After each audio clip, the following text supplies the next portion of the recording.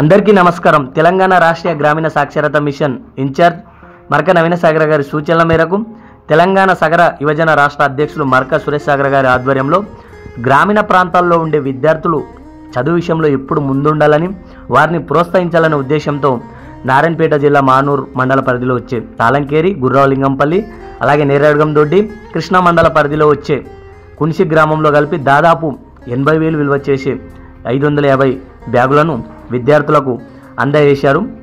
ఈ సందర్భంగా ప్రాథమిక పాఠశాల ప్రధాన ఉపాధ్యాయులు ప్రభుత్వ పాఠశాలలో చదివే విద్యార్థులకు ఈ విధంగా స్కూల్ బ్యాగులు అందించడం నిజంగా ఎంతో సంతోషకరం అంటూ సంస్థ ప్రతినిధులకు కృతజ్ఞతలు తెలియజేశారు. ఈ కార్యక్రమంలో రాష్ట్ర యువజన సగర సంఘం కోశాధికారి సాయి గణేష్ సగర గారు, నారాయణపేట జిల్లా సగర పెద్దలు, అలాగే రాష్ట్ర యువజన సంఘం ఆర్గనైజింగ్ సెక్రటరీ మంకుజ సగర గారు, ఆ గ్రామాలకు సంబంధించిన యువకులు, పెద్దలు పాల్గొన్నారు. జై హింద్.